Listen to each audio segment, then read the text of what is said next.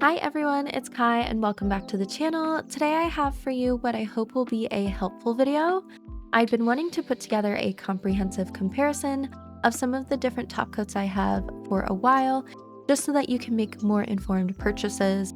So today I will be comparing the Yogurt Gel Korea Zero Top Gel, the D-Gel Non-Wipe Non-Scratch Top, the Yogo Zombie Top Gel, the Divock Enamel Top, the Myo Glass Top, the Jin.B Crazy Standard Top, the Resin 99 from Zemi, the high version, and for your budget brands, the Beetles Top Coat, the Koopa Gelfinity Top, and the Born Pretty Super Top.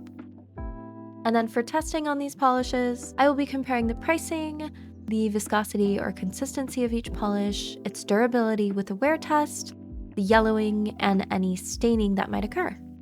So without too much more intro, please consider subscribing and let's get into the test. First off, let's look at the brands and the pricing. So this is the Yogurt Nail Korea Zero Top Gel. It is more on the budget-friendly side at $13. I will be showing the backs of each bottle just in case you want to pause to see if there's any pertinent ingredient information. Up next is the D-Gel Non-Wipe Non-Scratch Top at $14. This was actually my favorite for a while. It was one of the first that I tried out of Korean brands, so I'm interested to see how it holds up to the tests. Up next is a favorite of a lot of different creators. This is the Yogo Zombie Top Gel, and it is a little more pricey at $16. This one is very much popular among different nail influencers and artists that I personally follow. Divock is one of my favorite nail brands from Korea, and this is their enamel top. By the way, most of these I've purchased from Sweetie Nail Supply, but I will leave links to everything down below.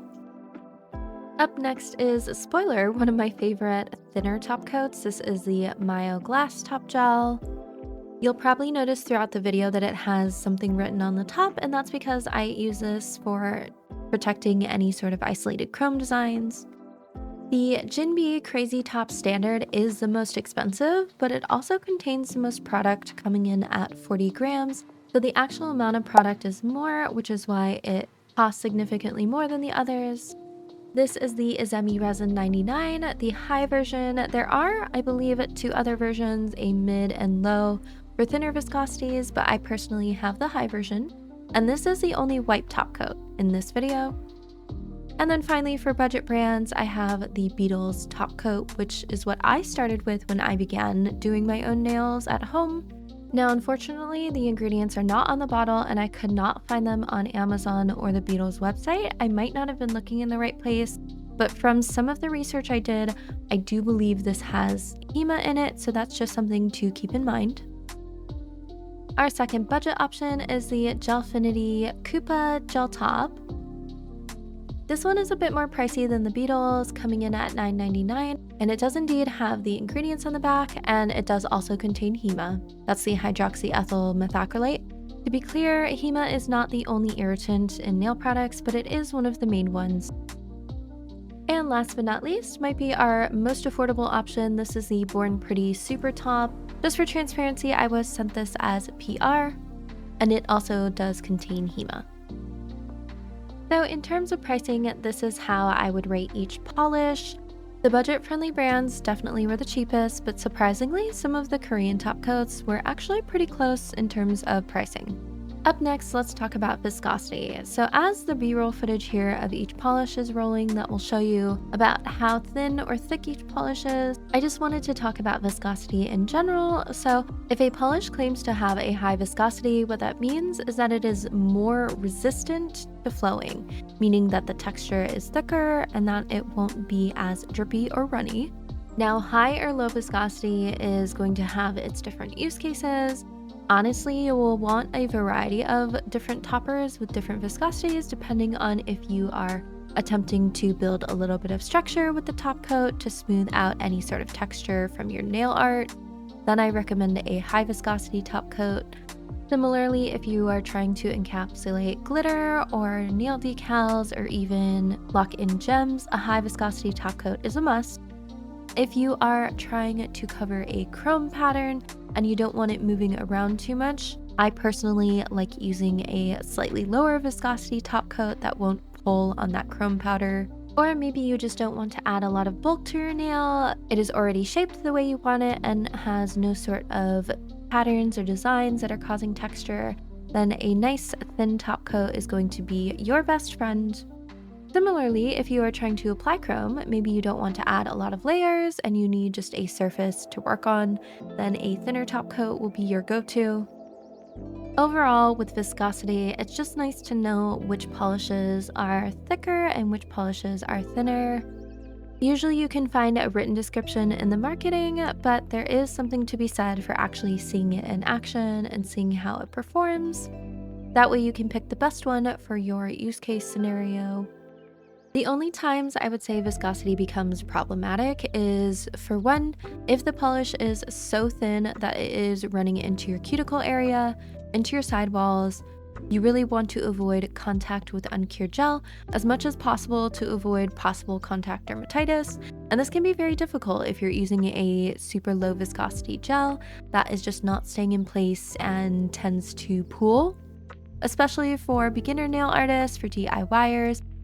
I wish there were more affordable, high viscosity top gels and gels in general available on the market, because as a beginner, with myself included, you have less brush control, and so it's easier to get that gel on your skin if you're working with a really thin paint. On the flip side of that, the one downfall I normally see with the really thick gels is that they can hold bubbles better. Just because they are so thick, if air gets trapped inside, then that bubble will remain. There are ways of getting rid of bubbles, such as poking it with like a liner brush that's dipped in a little bit of isopropyl alcohol, but it's still just an extra step. So you do just want to be careful that you're not agitating your thicker gels too much, that you are not like pushing the brush in really quickly and causing aeration and bubbles to form. So we will be looking at the viscosities of all of these polishes right next to each other, but from this first test, I can tell that the Born Pretty, this one right here, is by far the thinnest, and then the thickest is the Izemi 99, the resin high version. So to give you a good side-by-side comparison of all of the polishes, I made a mistake here and I ruined a glass palette.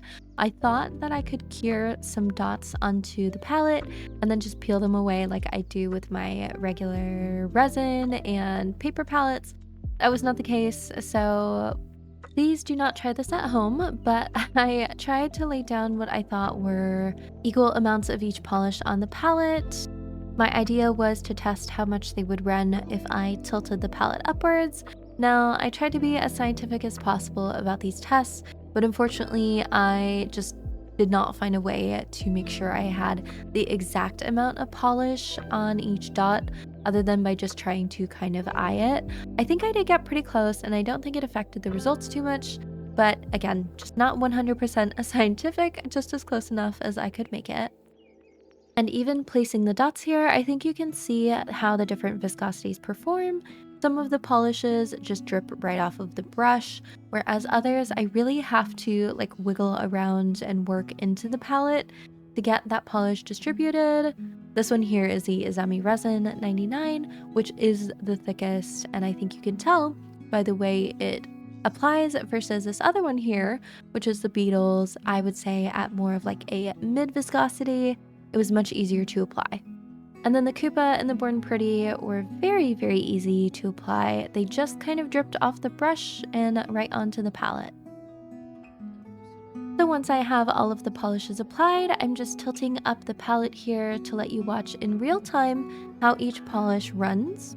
I thought this would be the best way to show their different viscosities, so you can see which ones are going to be easier to work with and which ones might take a little bit more care when applying. This is all 100% in real time. There is no speeding up of the footage, and I was surprised to see just how much the two on the right, the Koopa and the Born Pretty, were able to travel in just that short amount of time. And then I set them back down to self-level before popping them all into my lamp to cure for 60 seconds. And here are the results on a black background so that you can see them a little bit better. I didn't mean for this to be the case, but the background also shows any sort of bubbling that may occur. It definitely seems like the thicker ones tend to have the most bubbles, especially my Divock enamel. The Izemi Resin 99 is definitely the thickest, and it doesn't have as many bubbles simply because I don't use it very often. Following that one, I would say the Divock enamel has a similar thick consistency, and then the Yogo Zombie and the Jin.B Crazy Top are about tied in terms of consistency. Maybe the Jin.B is just slightly more runny, although I will say with that potted gel, it's easier to avoid bubbles. Next, I would say is probably the D-Gel Non-Scratch, followed by the Yogurt Gel Korea and the Beetles polish. So it is nice that the Beetles is slightly thicker. The thinnest of the Korean top coats is definitely the Mayo Glass Top. And then pretty significantly thinner, we have the Koopa, followed by the Born Pretty Super Top.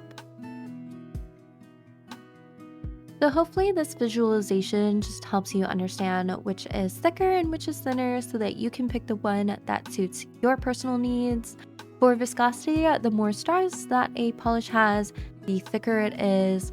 Not necessarily the better, because again, with viscosity, it's all about use case. So up next, let's talk durability, starting with a scratch test. Since I had already somewhat ruined my glass palette, I decided to go all in with a pair of tweezers. These are some pointed tweezers that are quite sharp. And I just dragged them along each of the swatches to see which ones would retain the most scratches.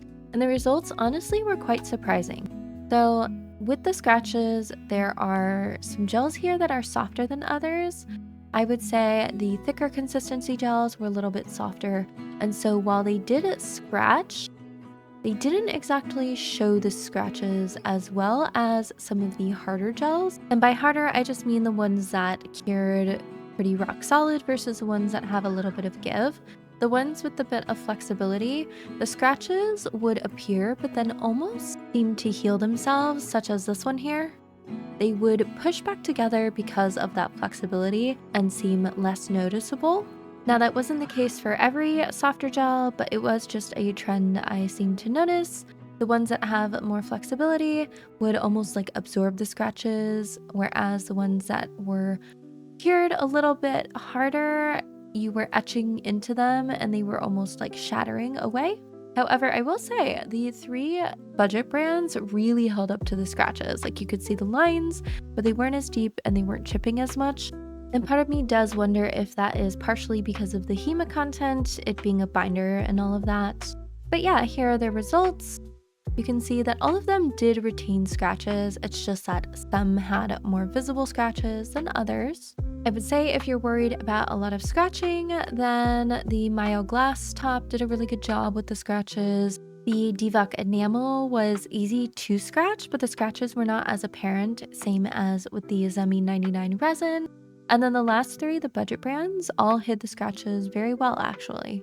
They seem to be quite durable, which makes sense because they did cure quite a bit harder than a lot of the other polishes. And here are the results based on which ones I felt hid the scratches the best, even if they were permeable. This is based on the actual appearance of the scratches. Now, doing a test like this in a controlled environment doesn't always equate to real life experience, so I did do a wear test. I applied 1 top coat to each nail of a freshly painted gel manicure. This is just on my natural nails, and then I left them on for a whole 2.5 weeks just to see what kind of damage we would find after the fact. I'll be honest, this video has taken me quite some time to film just because it involved so many different tests and I wanted to try some new editing styles and some new filming techniques. So you might recognize this manicure from all the way back in, I think, November, late November, or maybe it was early December. Either way, it was in one of my vlog videos. I am trying to experiment more with different types of content, so if you're enjoying this more like informational style of video, where I spend less time focusing on a specific nail design and more time talking about a concept in general, let me know. I'm not sure how often I can do these videos, just because they do involve a lot of editing. I'm hand making all of the graphics and whatnot in Canva and then importing them to my editing software. So it is just quite a process, but I want to make these really easy to understand, digestible information that will hopefully be helpful to you in your nail journey. So yeah, let me know what other topics you might want to see a video like this on. And here is what the finished manicure looked like. These are just some close-ups so that you can see the shine and the finish of each polish. Honestly, they were all extremely shiny. The only real standouts I noticed were maybe the Born Pretty Super Shine and the Mayo Glass top. But here are what the nails are looking like 2.5 weeks later. There were some casualties, and I don't want to blame too much on the top coat, but I did have some lifting around the edges. That's probably more due to my preparation and the base gel. But here's the yogurt nail zero top. It did have a few little scuffs, but nothing super significant. Some lifting around the edges that I did seal in, and I think this is the case with some of the harder gels. The D-gel actually surprised me. I had quite a bit of scuffing on the surface, which is also something I noticed in my initial scratch test. Also had some lifting around the edges where it was worn away. Yogo Zombie had a couple nicks here and there on the surface, but not too many. It was mostly centered around that area there. And I will say it did not have much lifting. There was just a little bit at the edge. I think because it's a more flexible gel, it didn't lift as much. The Divock actually had just like that major scuff there, but then it did have quite a bit of lifting. And then same with the Mayo Glass. A bit of lifting, but very, very few scuff marks. And that could be because it's my pinky nail.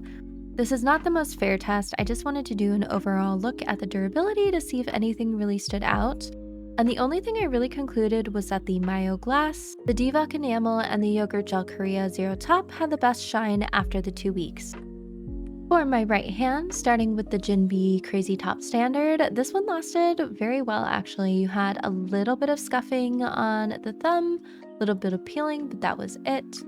Same with the Azemi resin, it all was in place. There was just a little bit of scuffing on the surface, and it maybe was not quite as shiny as some of the others were by the end of this test.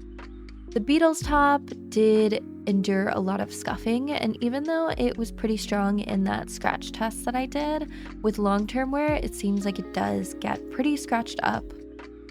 The Koopa actually held up pretty well, a little bit of scuffing and a little bit of peeling around the edges, but other than that, not too much.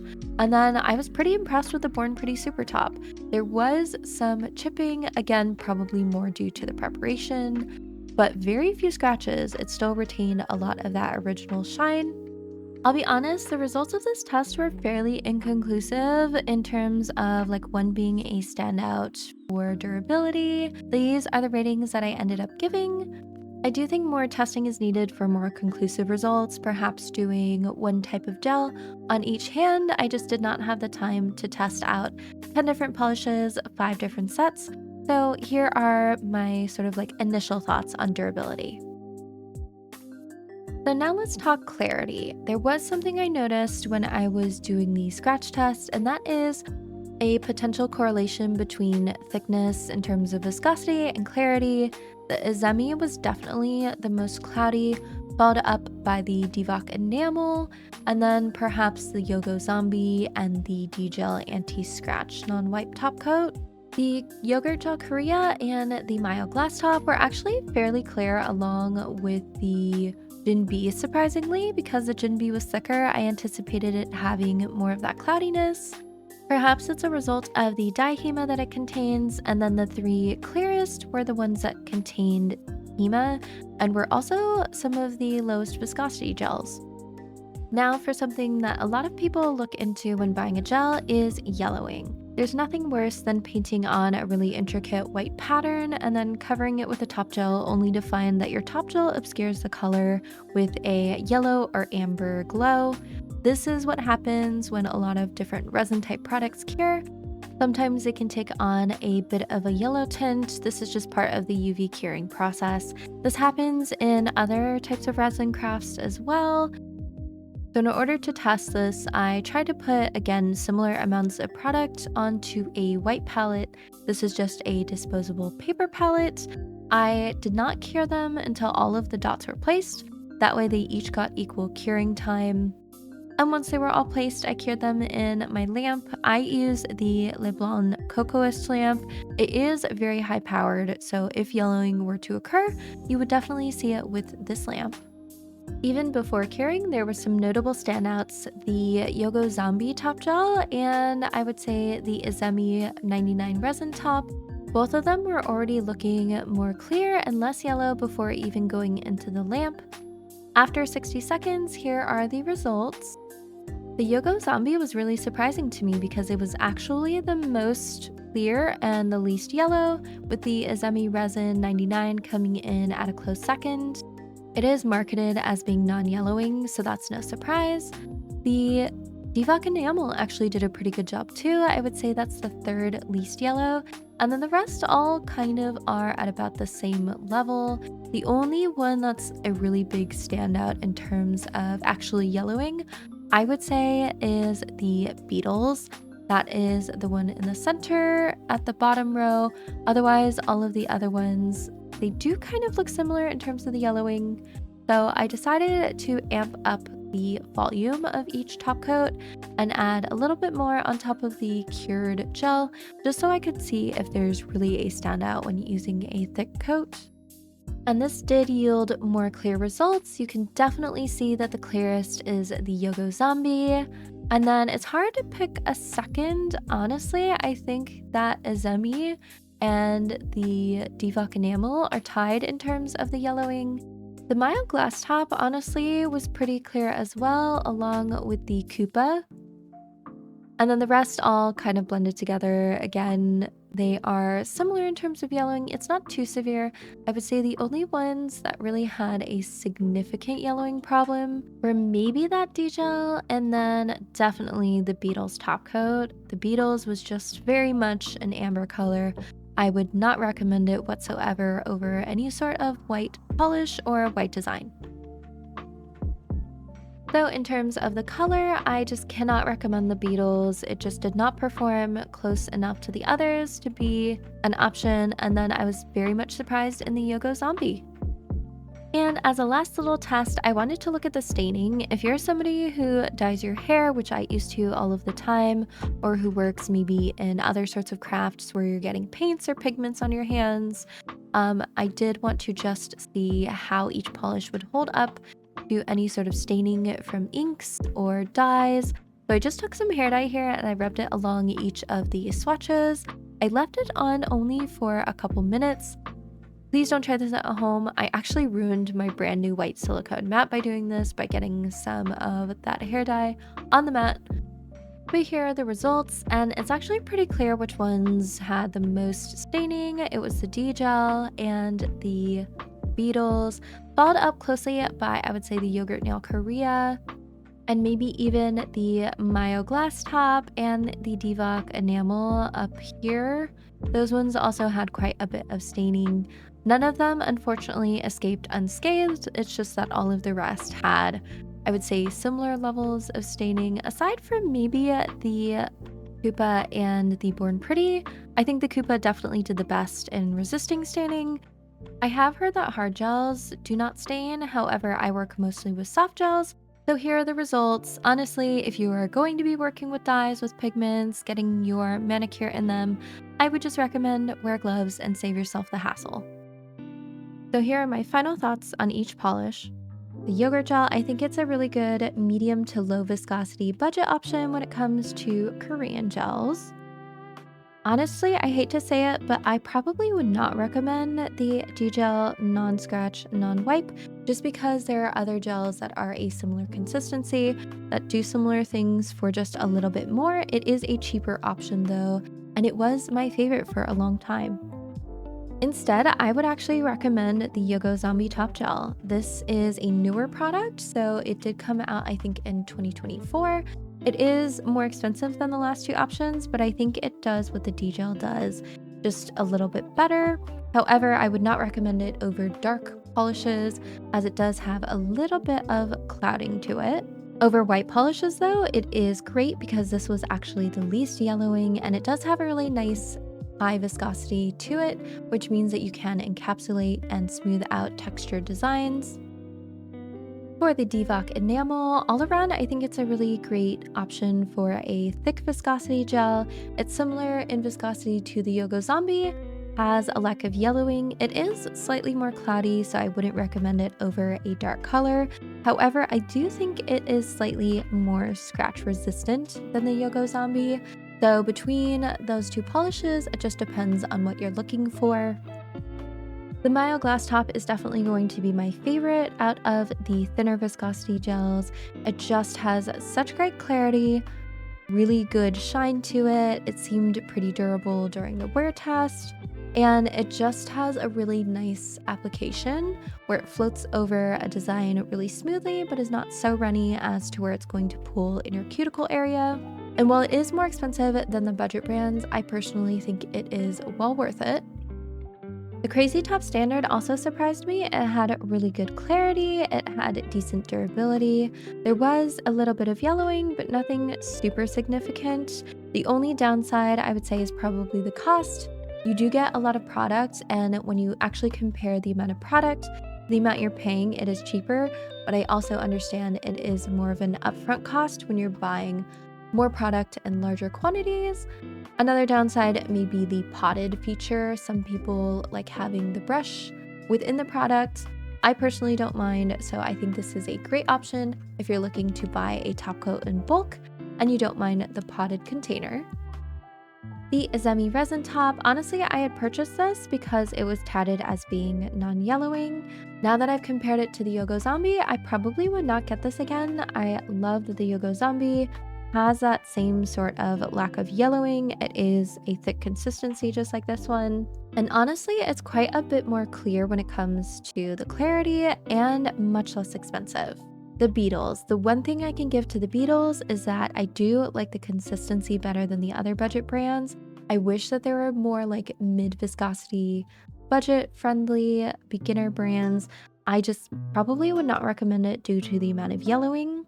It is going to distort the color of your polishes underneath. I do really like the Koopa Gelfinity top coat. I wish it were just a little bit thicker because it does run quite a bit, but overall it had a really nice shine, a lack of yellowing, and very good clarity. And last but not least, the Super Top. I thought it performed really well. The only downside is, again, I wish it were thicker. It is very runny, and I could see it being a problem with individuals who are just getting started, who don't have quite as much control, and having it get in contact with their skin. Because it does contain HEMA, for me, that is a no-no. So I'm hoping that Born Pretty updates the formula and could potentially just make it thicker and easier to use. Overall, though, the best top coat is going to be the one that fits your needs. Let me know what you think of this style of video down in the comments below. Or if you have suggestions for other products you would like to see compared, let me know as well. All of the products from this video will be linked in the description along with any discount codes I might have. Thank you so much for being here. I hope this video was helpful. I hope that you all are having a wonderful day, and I will see you all next time. Bye!